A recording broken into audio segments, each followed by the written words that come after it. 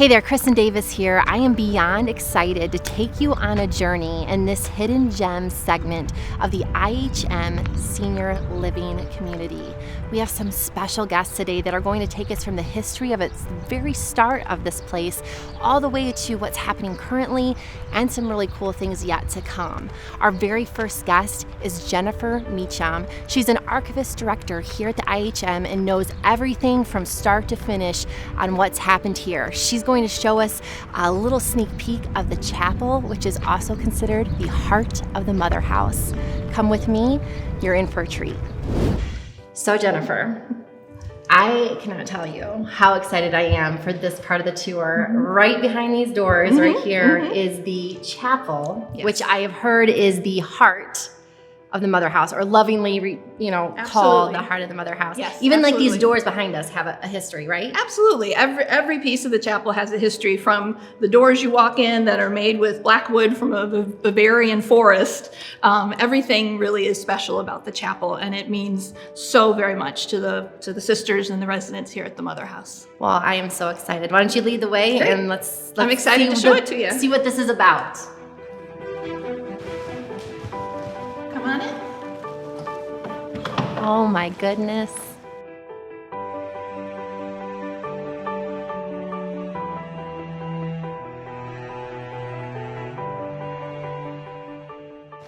Not exactly what you might picture when you say the word chapel, but it is referred to that way because it's attached to the larger building. It's a little big. It's a little big for a chapel. Absolutely. But wow. Yeah, it does seat about 900, between 900 and 1,000. You said everything has a story in here. Well, I mean, where do you start? I think with the construction of the chapel itself. As you may know, the larger Mother House was built in 1932. Okay. At that time, the sisters didn't have the funds to build their chapel. Okay. The initial plan was to actually have it as a separate building, but later they decided they wanted it to be physically a part of the Mother House. And also that would be more convenient, especially for the older sisters who might be in what they used to call the infirmary. And so they decided to build it here in almost the center physically of the Mother House. And so the construction on this started in 1938. Okay. So a few years after the Mother House was built. They broke ground for it in 1938, and it took a couple of years to build. And some of the most interesting things about the chapel, I think the first thing that people are drawn to would, of course, be the stained glass windows. They're gorgeous. And they're so absolutely gorgeous. Spectacular. And more than just the color and the symbolism, there's a story. And, of course, what they wanted were the best and most beautiful stained glass windows. The artisans to make the best stained glass windows at that time were to be found in Germany.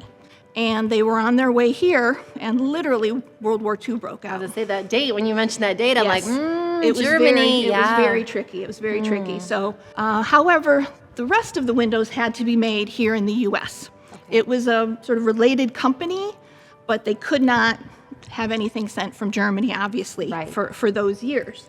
I don't want to move on to anything else until you take a look at the windows in the transept, the east and west transept here. Okay. Because of course, like any traditional chapel, this is laid out in a cross. And so here we got what's called the rose windows, and these are personally my favorite. Wow. Each of the round windows has 1,000 pieces, small pieces of glass in it. The other thing I think is wonderful about the objects in the chapel is how many of the things in here came from the old Mother House chapel. So when I say old Mother House, I just mean at like where the Custer statue is here in Monroe, on the corner of Elm and Monroe, across from St. Mary Church. That area is where the old Mother House used to be. Okay. And that was constructed between 1860 and 1900. So, for instance, the altar and all of the statuary in here dates back to 1890 to 1898. Wow. And all of them were moved from the old Mother House to here. Now, what happened to the old Mother House?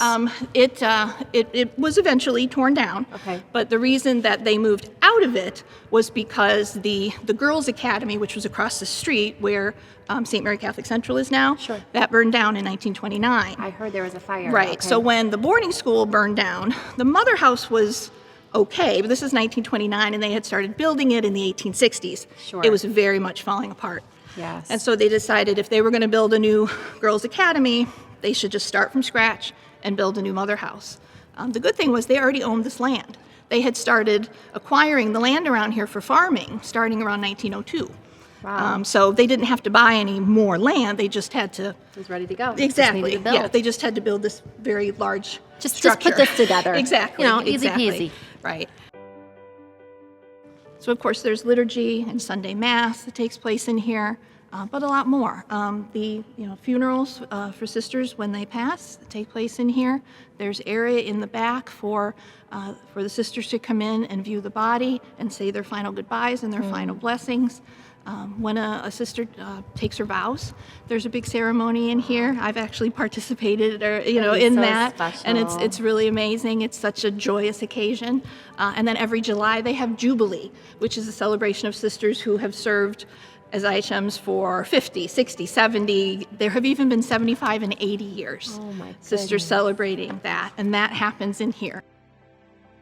Any given time on a random Tuesday afternoon, you could peek in here and see 1, 2, 3 sisters and maybe even a few people from the community coming in and just sitting in just quiet contemplative prayer. Now, is this open to the public? Like someone can come in and just pray? It is. Any of our guests, even before there was lockdown and COVID and stuff, any of the Mother House guests will of course have to check in. But Sunday services are open to the public. So one of the big things, other than, all the gorgeous things in here that caught my eye, was the organ.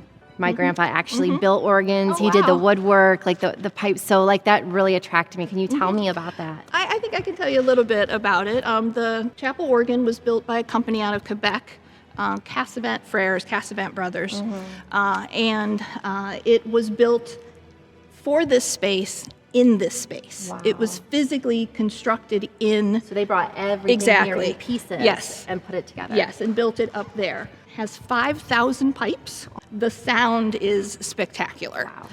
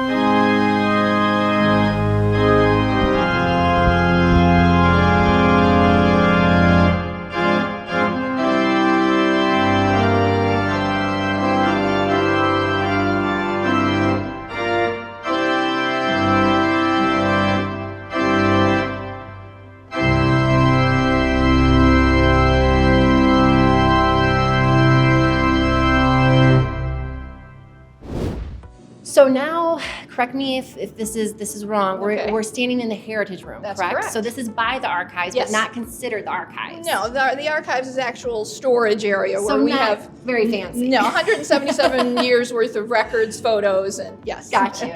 So here, though, this was kind of set up in a way to show the homes throughout the years of like how the Mother House started and how it's evolved. Exactly. right. This space here, our heritage room, is devoted to telling the story of the places that the IHM sisters have called home since their founding in 1845. And what's interesting is it's actually geographically a very small space. It's always, the IHM sisters have always been on Elm Avenue. Starting from just a little log cabin in 1845 when there were just 3 sisters. And they welcomed a small group of young women to teach them in the very first St. Mary Academy. And over time, they were able to build a larger structure, something that actually wasn't made of logs, where they could build their own convent and then expand and have more students. The real construction, when they first started having actual brick buildings, I think of it in terms of sort of the 3 Little Pigs and the wolf. Right. They finally built something that Wasn't gonna blow over. that was going to stand strong. And that construction took place as they had the money. they would add on as they had the funds to do so. And that started around 1868 and continued through the turn of the century. And the large complex that they continued to build had the mother house, it had the St. Mary Academy, and then all the novices, the young nuns would study there in the mother house. Plus they would also have an infirmary for the aging and ill sisters. Yeah. And given the time, they even had a special wing for those suffering from tuberculosis. Oh, okay. So they built what they needed, when they needed, and when they had the funds for it. Wow. Over time, they had so many students that they had to build a completely separate St. Mary Academy. And that was built across the street, across Elm Avenue, next to St. Mary Church. And that was built in 1904. And that was the first time the students had their own separate building.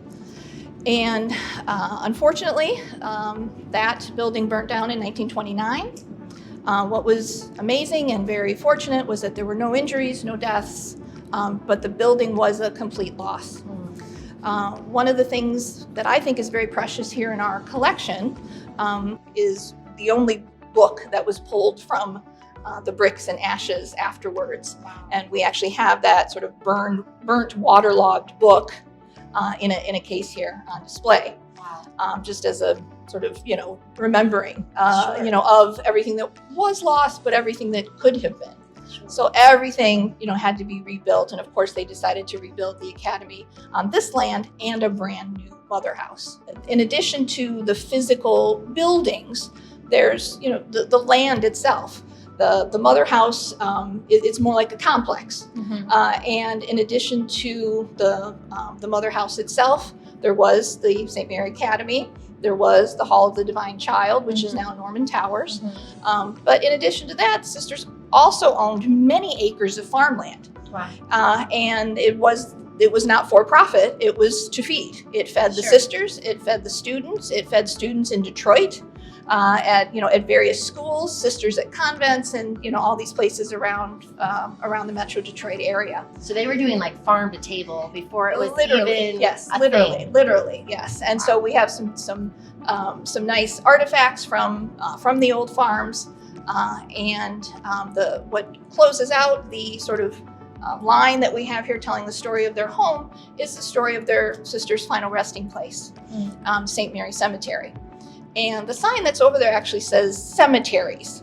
And that's because while there is a St. Mary Cemetery, and every sister throughout the history of the IHM is represented there, recognized there, they're not all actually laid to rest there. There's St. Joseph Cemetery, which is adjacent, but there are plaques there with the names of sisters who are in a different space, so it brings them all together. There was a chapel in the cemetery many years ago that had these beautiful stained glass windows, and between the weather and vandalism, it had to be torn down, I think back in the 1990s. One of those stained glass windows was preserved, and it's actually in the chapel in our memory care area here in the IHM Senior Living Community. So that's really very special. One other thing I always want to say about the cemetery, there's a chapel out there devoted to Father Gillet, one of the co-founders of the congregation. It's a very long story, but at the end of his life, he ended up in France. And after he died, decades after he died, the sisters here really wanted his remains to be here mm-hmm. with the community. And they managed to arrange that. Wow. In 1929. They managed to arrange through paper and pen correspondence to have his remains removed and sent on a ship, and then a train, and then so on, here to rest here with the rest of the community. Big thing I've learned is you don't mess with the sisters. When they want something done, they get it done. They find a way. They do. Yes, throughout history, they have been incredibly resourceful. Building during the Depression, going, up to their eyeballs in debt. I mean, this, from my understanding, is all of this, the mother house, everything that was built here in the early 30s, those loans were all paid off in the 1980s, but they were all paid off. Yeah. But that's what they did, on faith. They took a chance what they believed in. Exactly, but they were also very trusted. The banks trusted them, the archdiocese trusted them, and they were able to do these things because they had come through so many other times. Wow. Yeah, and so this room, tells the story of sort of the extended space of their home, the physical spaces where they have stayed, the physical spaces that were St. Mary Academy, which they considered an extension of their home, because that was their whole reason for being from day one, was to educate young women. Mm-hmm. And so that first academy and so on, that's incorporated here into this story. That's so incredible. I super appreciate you spending the time with us to let us pick that brain of yours that has so much information about this beautiful place, about the history starting from a log cabin with three sisters to what we have now is mind-blowing. But thank you so much, Jennifer, for your time, for the diligence you've put in the preparation of knowing this place from the covers, both sides. I really appreciate it. Thank you so very much. Kristen, it's been my pleasure. Thank you. Jennifer just did an incredible job walking us through the 177 years of history here at the IHM, and that chapel is truly a gem unto its own. Another aspect that's very near and dear to the hearts of the sisters here at the IHM is ecological sustainability. Let's chat about that for a minute. Hello, how are you today, Danielle? I'm great, thank you. Awesome. Can you share with us and our viewers your position here at the IHM and just a little bit about what you do? Sure, I'd be happy to. So my position here is a fun position. My title is the Director for the Sustainable Campus Planning Office. Awesome. So that includes quite a broad array of different I would say so. responsibilities. Since, the campus itself is massive. That's right, that's right. It's a lot. Yeah, so I started close to 25 years ago here as the project manager for the Mother House renovation. Okay. And when I heard about the vision for that and the opportunity to work on that, I just was, so captivated and found such a compelling vision of what the sisters wanted to do with their own home, with their campus. And so I was honored to be able to be invited to work on that. That's incredible. 25 years. Yes. Wow. Yes, so you're like a veteran. I guess so. Yeah. I think I'm a veteran here. Yeah. So can you explain just a few? I know there's so many, but can you explain some of the bigger projects and some of the things that's really just kind of turned into a DNA here with that sustainability? Yes, I'd be happy to. So the very first decision that the sisters made was their mother house wasn't meeting their needs anymore. And now it was needed to meet the aging sisters and healthcare needs. And so they decided that we have to do something about that. Sure. So the big decision was, are we going to build new or should we renovate our mother house? So that was a lot of research, a lot of prayer, a lot of discernment, a lot of visiting other places. And they finally said, we're going to renovate this building. We had engineers come in and they said it's going to be good for another century. So they decided to do that, but they decided that they wanted to do it in a way that would have minimal impact on the earth. Sure. So they decided that it would be a green renovation. It actually is a LEED certified building, and they wanted to use green products. And one of the important things was reducing their dependence on renewable energy. On non-renewable energy. Sure.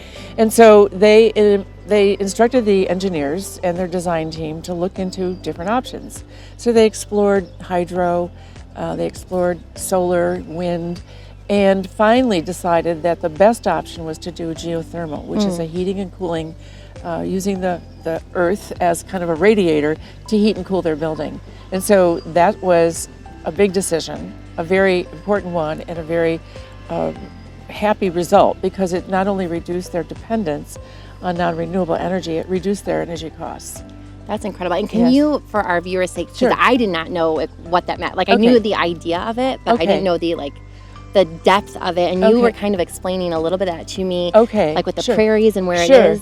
So can you explain what that looks like? I'd be happy to. So what that means is that the earth is working as a radiator, so for the building, and the earth is about 55 feet down or a little bit more. It's always 55 degrees.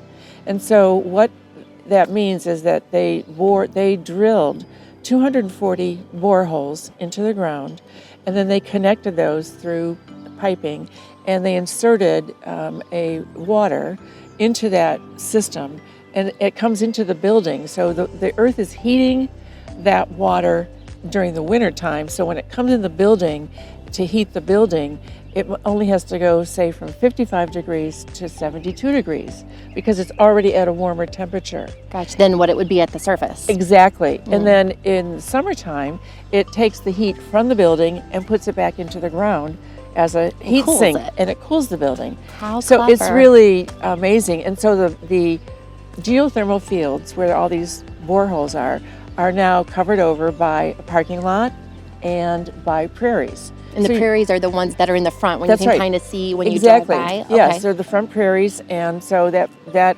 whole field, there are 2 fields, are invisible, but they perform this wonderful function. function. There's a whole working system underneath there. It's amazing. When it was installed, it was probably one of the largest geothermal installations in the incredible. Midwest. I just thought that was so fascinating. It is. So I didn't mean to interrupt, No. but I thought it was so cool. It is cool, and it is something that people had to learn about because they thought, well, it's cold in the wintertime, but the earth remains a constant temperature. So just take that and you only raise a little bit, then having to start. Wow, yeah, that's incredible. And then you did something too with, was it a gray water system? Yes, so the Sisters of Water, being in the Great Lakes State and being founded on the River Raisin in that watershed, the Sisters wanted to make sure that they were protecting water and reducing consumption.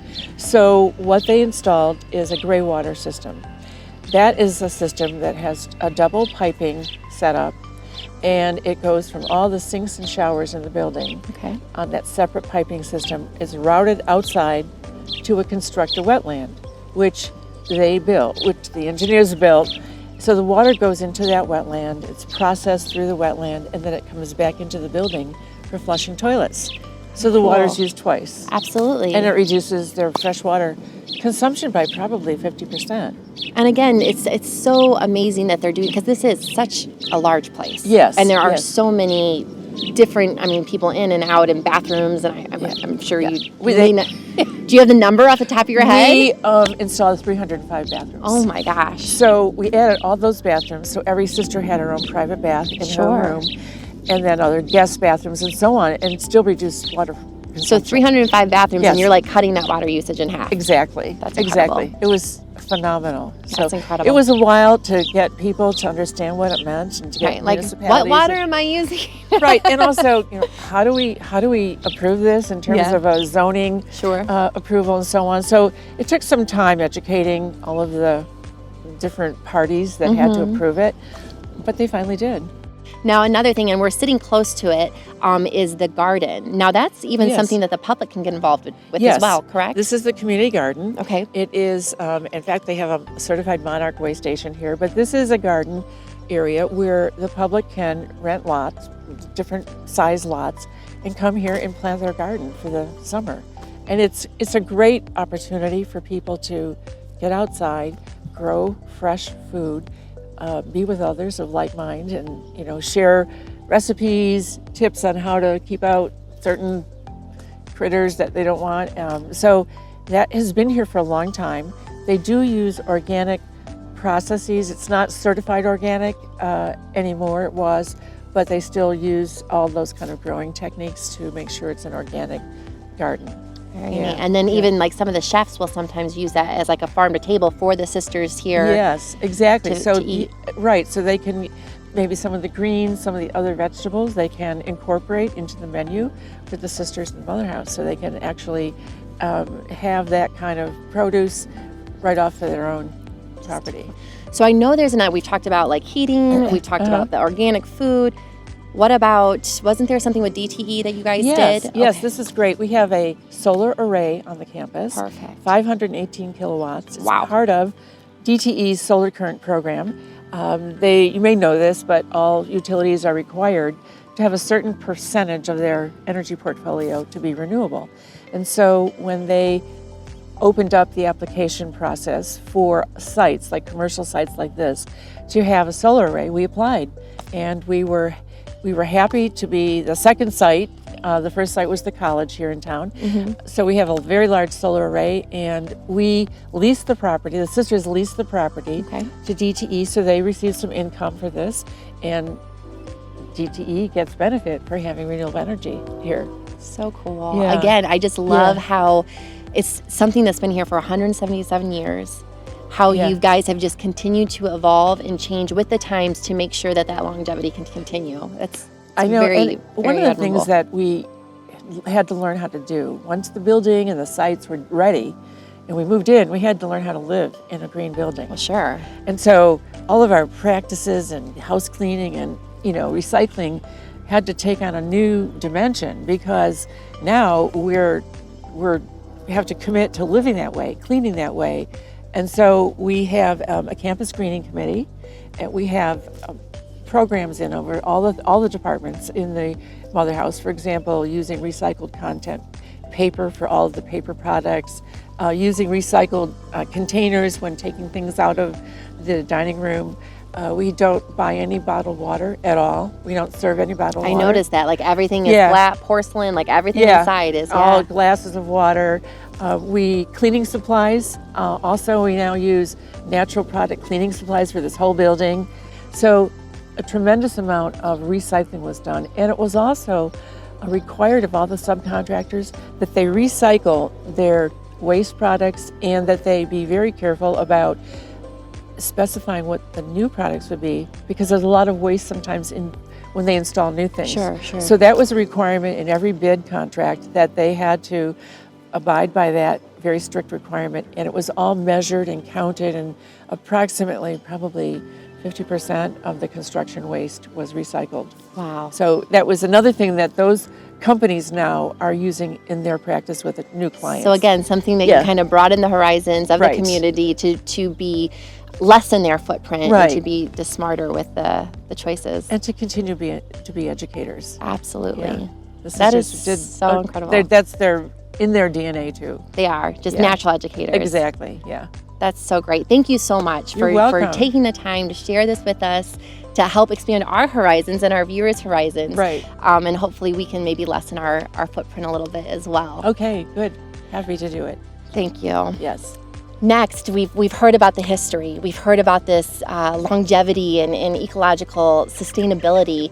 But those two things wouldn't matter near as much if it wasn't for the amazing sisters that have called this place home and dedicated their life to God and to service of the community and beyond. So let's meet one of those sisters right now. All right, first off, Sister Elizabeth, I just want to thank you so much. We are so honored that you took some time out of your day to sit here in this beautiful place and just talk with us a little bit about your life and the years you dedicated to God and to the IHM. I hear you're a local here, correct? From Detroit originally, yes? Yes. Oh, yes, I am. I am a local. I was born in Detroit, raised in Detroit, worked in Detroit most of my life. And when I retired, I came back to Monroe. I joined the community in 1961. And my community, we've been residents, the community's been residents of Monroe for 177 years. So we have deep roots here, and I have deep roots in Detroit. I love that. Yeah, so 60 years. That is 60 years. so incredible. And your profession is teaching, correct? Yes, I'm a school teacher, and I taught every grade, K through college, because the last part of my teaching, I was a political science teacher, and then I learned the computer and computer languages. And so I brought programs from kindergarten to grade 8 and then into high school. And then finally, I ended up teaching 11 years at Mary Grove. Wow. So you were able to learn information like computer and coding, and then you were able to bring that to your backyard where you grew up. Absolutely, and it was a real commitment. We who graduated from Holy Redeemer and who were part of the parish, we always took back the gifts that we had, because we would have, our start was there, and we were so grateful. Which leads me to say how much I value education, and how much I know that it helps people who are poor if they can have a good education, real quality education. That's what I had a dedication through most of my life until the schools closed, and that dedication was to really help young people to learn as much as they could, and to be people whose lives they continued learning, be an absolutely continued learner. And then to be able to come back and to share those gifts with the community they grew up in. That's always been a commitment of mine, what I tried to do and what did happen with the wonderful students that I had. But I would have about 200 students a year, and so, it would be pretty easy. So 200 students a year, and you've been doing this for over 60 years. That's right, yes. So, oh my goodness, the impact you've had, that's incredible. Yes. All right, so it's very, very clear your passion for education and your heart for that. But I also know that you're a very big advocate for peacemaking and nonviolence as well. So I was curious if you maybe had a personal experience, or if there was a person or maybe a book that kind of awoke that passion within you. Yes. I always knew that I didn't want to fight, and I don't shrink from conflict. I'm not afraid of conflict. Even when I was little, I didn't shrink from conflict. But I didn't want to hurt people. Sure. And so, I got to thinking, and one thing that strikes me is I was born at the time when the Pentagon was open, and it was supposed to be transformed into a hospital at the end of World War II. Okay. And maybe my calling was to help that transformation so that we could even have global peace. So I work hard at trying to get an inner peace. And I also work hard at working for for society, for an end of war. And some of the things that I've done, I was very active in Michigan Peace Team, and we would get deep training, and then we would go into a situation of war, and we would try to keep people out of harm's way. You don't take sides. What you do is you just try to keep everybody safe, and use all the skill that you have to try to reduce the violence. Yes, peace is very important. Peace in the home, peace in the cities, peace. We have to end this gun violence. It's awful that you can't send a child to school and not think, oh my God, what's going to happen today? So I know the peace work is very, very important. It is very important. Everyone needs peace in their lives. Absolutely. Just on a basic level. But I do love it being here with all of you sisters. There is such a peace in this place. I know I was chatting with you a little bit earlier, and we talked about how not only do you feel that peace walking down the hallways, but there's also that buzz of energy with the purpose that is still very much here. Both of those wonderful gifts are here. And yes, indeed, you walk the corridors, come on the beautiful property. It's here, and we share as much as we can. So. I love that. So I know that your heart is still very much in Detroit as it is here. What does a day look like for you right now? What kind of I guess not schedule, but I mean, what does your day kind of break down to? Where are you serving? Are you more here now in Monroe? Or are you still going back to Detroit and serving there? I was able to maintain a job at a place called Crossroads of Michigan. And for many years, for 23 years, I helped to run a soup kitchen. I coordinated a soup kitchen. We fed 1,000 people on a Sunday. Wow. And we had teams of 60 people, volunteers would come every Sunday to help us. So I was very involved in that, and was asked when I left the work, would I help with research for grants? So I do that every week. And the other job that I do is I work here in Justice, Peace, and Sustainability with our new director, Jennifer Shanke, who's doing a great job, and I'm just glad to help her. Awesome. So no sounds of retirement. It sounds like anytime soon. I've really put on a heart of retirement too, though. I do know that I'm here, and I'm here to eventually be retired. Eventually. But that's way down the road. It's way down the road, yes. Well, I love it. This has been so wonderful, getting to know you better, getting to hear about your history and just your passion and love for people. It really is touching. So I really appreciate this time, and I hope to check back here in maybe 5-6 years and see that the work's continued. Thank you. And that your passion is still just as lively then as it is now. Oh, thank you so much. Wonderful to be with you and your team. You have a real good team. So Thank you. you I think folks so are too. great. Enjoy and love the property, and I hope that you are able to touch people's lives, and they'll come. We welcome folks, and we hope folks will come. So. Absolutely. I think we'll draw them in. Oh, good. Okay. Thanks a million. Our next guest is Sister Margaret Chapman. She is the Leadership Council Treasurer here at the IHM Senior Living Community. She's going to share with us all the amazing opportunities there are for the public, also shine some light on the recent announcement of new ownership. Let's meet her together. All right, Sister Margaret, thank you so much for joining us today and taking a little time out of your day. Some of the amazing things that I have learned in the research for this video is everything that you guys have to offer internally as well as to the public. So I would love if you would just share a little bit of that for people that may not know that's watching. I'd be glad to, Kristen, and thank you very much for coming to be with us today. Thank you. It's our pleasure. We sometimes think of this place as Monroe's best kept secret. Yes. Because we keep finding every day that people just don't know what we have to offer here. They see this structure far away from Elm Street, and they think, oh, that's the inner sanctum of the sisters, and it was for a long time.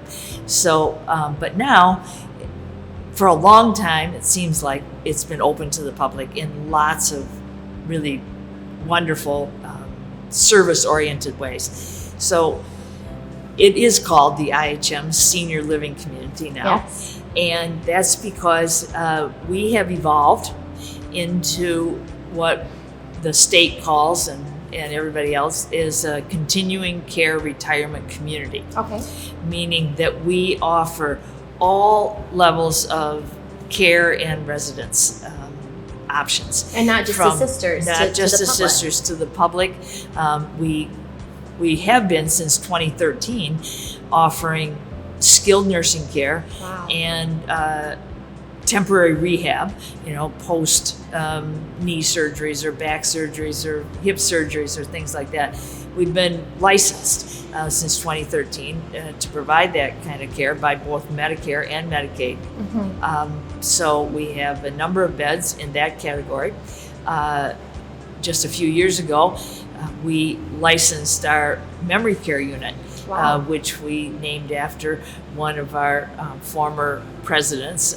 It's called the McGivney Way, after Mother Teresa McGivney. Yes. She was such a gentle, caring person, and that's the kind of care that we're known for providing. So we have a 28-room memory care unit, which is secured, and that's open to the public. That's all private pay. And we also are very close to adding to that 30 plus assisted living rooms as well. Right, we're just waiting anxiously for the state to sign the document. Oh, exciting. So that will be offered to the public as well. Within the last 3 years, we've added 19 gorgeous independent living apartments on the West Wing. That amazed me. I want to come live here, honestly. Yeah. I had no idea that was here. Have you seen I the have. apartment? Yeah, they're It's pretty beautiful. special. So Yeah. beautiful. 1 and 2 bedroom apartments, and we're a little different from other places that people know in the Detroit area. We don't require that our residents in the independent living purchase their apartments. So they pay an entry fee, and then they pay a monthly maintenance fee as well, and practically everything is included in that monthly maintenance fee. Anything from, security to basic internet to basic cable to 1 meal a day, security, 24-hour security, lots of common space that Beautiful they can common use space. as outdoors and indoors. Yes. Exercise room. We don't have a pool, but maybe the new owners You got the river. I Right, mean, that's right. What more do you need? Right, exactly. And so with the addition of those apartments, we kind of completed the full-scale continuing care retirement center.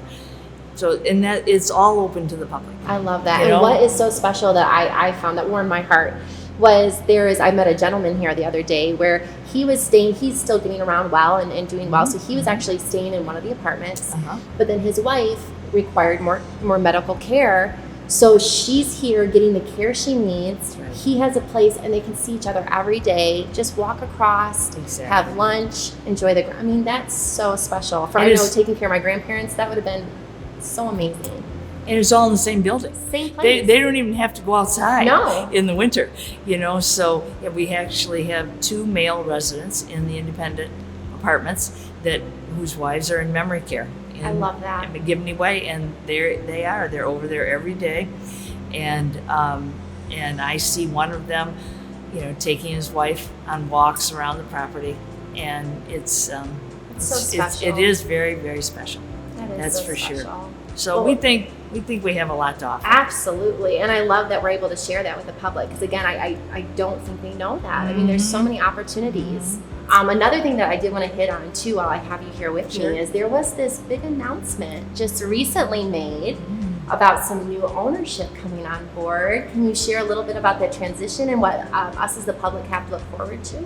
I would be glad to, and I'll share as much as I know at Sure. this point. We have been involved in this process for 3 or 4 years. Okay. We knew of looking for a new owner. We knew that with our aging course. population and among the sisters, and our background was completely in education for most of our Absolutely. existence, and not in healthcare and not in providing senior living care. Sure. So we knew from the resource point of view as well that we needed to find a partner. We needed to find a new owner that had the expertise to come in here and take what we have painstakingly provided over the Yes. last 20 years in all of our renovation, would take that and take it to a new level Absolutely. and bring their expertise and their experience to play in this market. We were extremely fortunate to find another Catholic organization, so certainly faith-based and not-for-profit, in the senior living business. And they were looking to expand into Michigan. They have kept all of our employees, the sisters, who everybody is concerned about. They're staying. The contract calls for sisters living here in perpetuity. So as long as we have sisters who need care and a place to live, we'll have it. We've been good residents of Monroe for 177 years. Wow. And we want that positive reputation to continue, and we feel like our choice of St. Therese will guarantee that. I love So, that. So yeah. they're pretty much just some extra muscle that's They coming are. on to help They are. help come along with the vision that's already been started, but make it bigger and better. Absolutely. And it'll take time, for that to happen. Well, the best Hopefully. transitions are when there's a transition that happens, then people say, well, "What transition?" And I think you Oh, guys have that's done great. yeah, you guys have done such a great job to make sure it's healthy. You've taken the time, you've vetted the new owners, and I'm excited for you guys. I'm excited That's to great. see the new things that come to pass and how the public can definitely get on board with you guys. Absolutely. And we can't wait to welcome more people. I mean, we have 3 apartments that are available now. Ooh. Our marketing director, her name is Teresa Davis. So, just call. I love it. Awesome. Well, We'll thank be you good. so much, Sister Margaret, for Thank sharing you, with us. Kristen. Like I said, I'm super excited to see what It's the next great. 5-10 years have in store. So are we. Maybe I'll be back and I'll get an update. I hope so. I love it. All right. See you then. All right. Okay. This Hidden Gem feature is brought to you by Berkshire Hathaway Hudkins Realtors, proudly serving the Monroe community and beyond for over 35 years. Visual creativity provided by local artist Ken Stuntmeyer.